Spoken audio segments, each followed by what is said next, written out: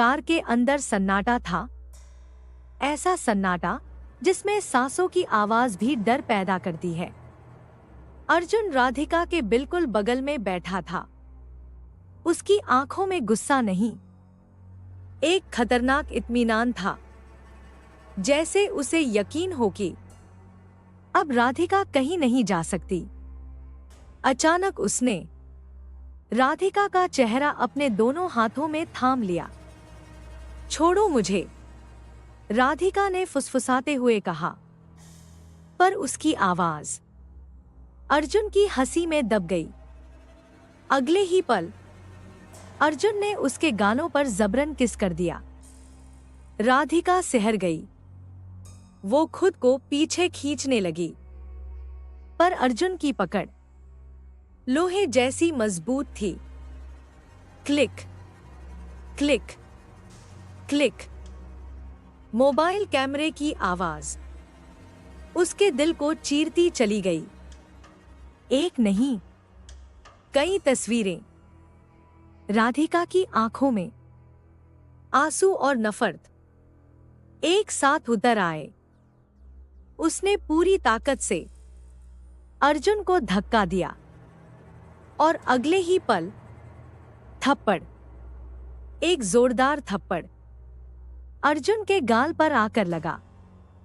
Car के अंदर एक पल के लिए खामोशी छा गई, लेकिन अर्जुन जैसे उसे कोई फर्क ही नहीं पड़ा हो। वो हंस पड़ा, धीरे खौफनाक ढंग से। अब अगर तुमने पापा से कुछ भी कहा ना, उसने मोबाइल उठाते हुए कहा, तो मैं ये सारी तस्वीरें उन्हें दिखा दूंगा। उसकी आंखों में चमक थी, बीमार चमक। मैं ये साबित कर दूंगा कि तुम और मैं एक दूसरे से प्यार करते हैं। वो झर घोलती आवाज में बोला, और वो डॉक्टर तुम्हें फंसाना चाहता था। उसने ठंडी मुस्कान के साथ जोड़ा, इसलिए मैंने उसके साथ जो किया वो बिल्कुल सही था। राधिका गुस्से से कांप उठी। मोबाइल दो, वो चीख पड़ी और उसका फोन छीनने की कोशिश करने लगी। ये तस्वीरें डिलीट करो। अर्जुन ने उसका हाथ पकड़ लिया, इतनी जोर से कि उसकी उंगलियां दर्द से सिहर उठीं। कभी नहीं, उसने सख्ती से कहा, अब चुपचाप मेरे साथ चलो। कार आगे बढ़ने लगी। अर्जुन ने आखिरी हुक्म दिया, और हाँ, कॉलेज से टाइम पर बाहर आ जाना, लेट नहीं होना चाहिए। राधिका खिड़की से बाहर देखती रही। सड़कें पीछे छूटती रहीं और उसके साथ उसकी आजादी भी। वो समझ चुकी थी, ये सिर्फ प्यार नहीं था, ये एक कैद थी। कॉलेज के बाहर अर्जुन ने कार रोक दी। राधिका ने एक पल भी नहीं लगाया।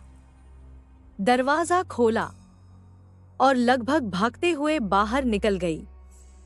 उसकी सांसें बेकाबू थी, दिल जोर जोर से धड़क रहा था और आंखों में भरा डर अब आंसुओं में बदल चुका था। वो सीधे वॉशरूम की तरफ बढ़ गई।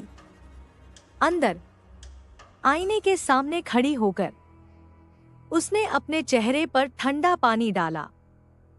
पानी के छींटे उसके गालों से फिसलते हुए जैसे उसकी बेप्सी को धो नहीं पा रहे थे। मैंने कभी नहीं सोचा था कि अर्जुन ऐसा करेगा। उसका मन कांप उठा। आईने में अपनी ही आंखों से नजर मिलाते हुए वो बुदबुदाई, अगर उसने वो तस्वीरें किसी को दिखा दी तो सब मेरे बारे में क्या सोचेंगे। उसका गला भर आया। कुछ पल बाद उसने खुद को संभाला, चेहरा साफ किया और भारी कदमों से अपनी क्लास की ओर बढ़ गई। क्लासरूम में उसकी नजर सीधी अपनी बेंच पर गई, वो जगह जहां कभी वो और सिया घंटों बैठा करते थे।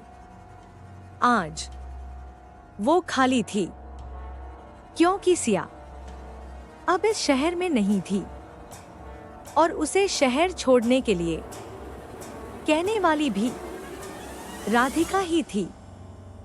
उस वक्त कितना दर्द हुआ था उसे, पर वो सिया को विराट की वजह से टूटते हुए नहीं देख सकती थी। कितनी बार उसने अर्जुन से कहा था, विराट को रोको, वो सिया को परेशान कर रहा है।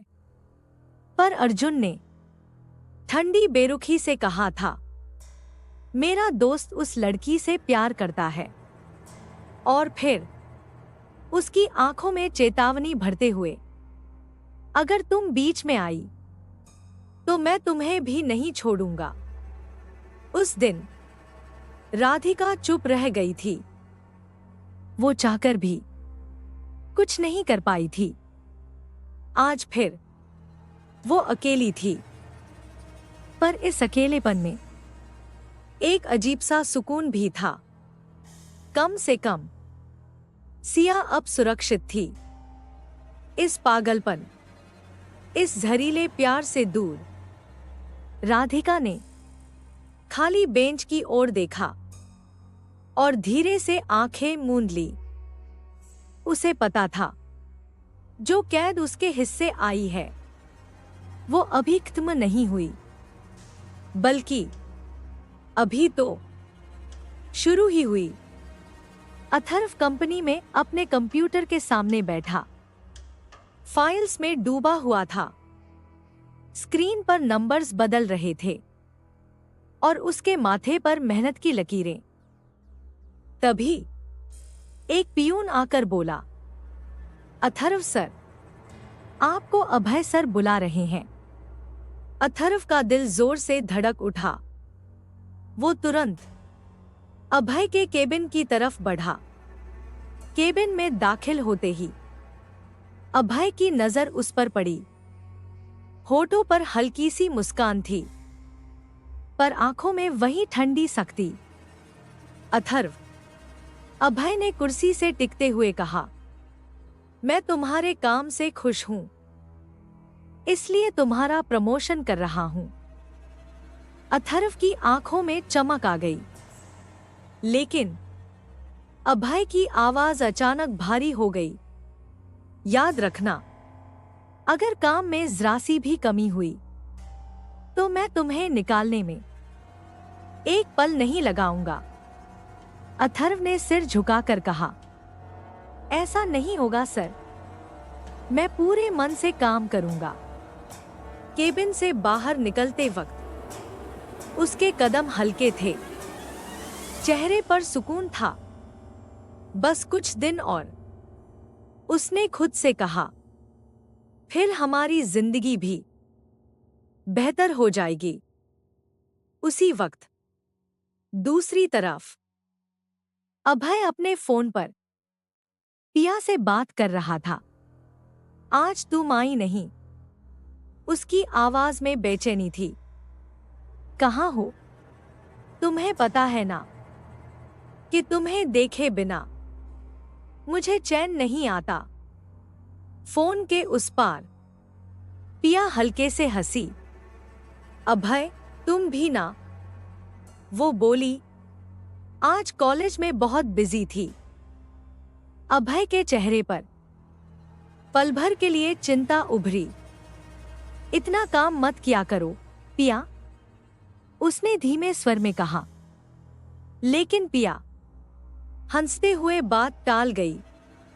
अरे छोड़ो, अभी तो मुझे जिंदगी एंजॉय करनी है।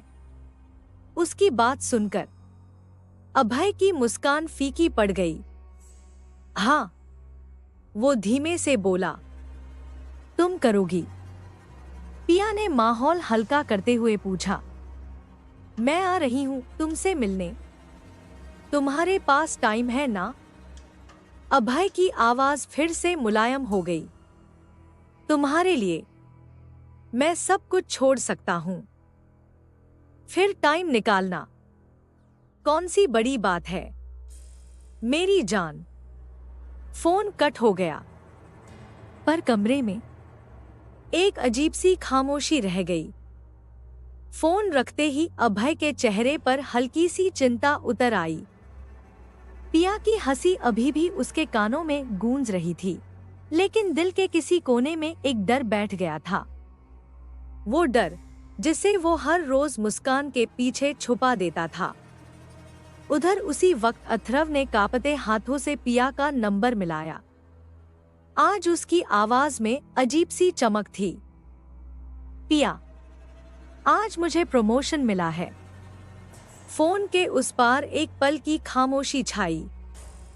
फिर पिया की खुशी छलक पड़ी। सच? अथर्व, मुझे पूरा यकीन था। एक दिन तुम बहुत कामयाब बनोगे। अथर्व की आंखें भर आईं। वो धीमे से बोला, अगर तुमने मेरी इतनी मदद न की होती तो शायद आज ये दिन कभी नहीं आता। पिया ने हल्की सी हंसी के साथ कहा, मुझे बस इतनी खुशी है कि मैं तुम्हारे कुछ काम आ सकी। फिर उसने रुककर पूछा, तो अब तुम मुझे अपना दोस्त मानोगे ना? अथर्व ने बिना सोचे जवाब दिया, हाँ। तुम अदिति और मोहित जैसी नहीं हो। तुम उन लोगों में से नहीं हो जो दूसरों को अपने से नीचे समझते हैं। तुम एक अच्छी इंसान हो। उस पल पिया की मुस्कान और गहरी हो गई, लेकिन उसी मुस्कान के पीछे एक अनकहा सच छुपा था, जिससे वो अनजान था। ठीक है, पिया बोली, तो आज से हम दोस्त। फोन कट गया। दोनों तरफ एक अजीब सी खामोशी रह गई। एक तरफ अथर्व, जिसे लग रहा था कि जिंदगी अब बदलने वाली है, और दूसरी तरफ अभय, जिसे डर था कि जिस लड़की के लिए उसका दिल धड़कता है, उसकी जिंदगी में समय बहुत कम है। अगर कहानी अच्छी लगी हो तो चैनल को सब्सक्राइब जरूर करें।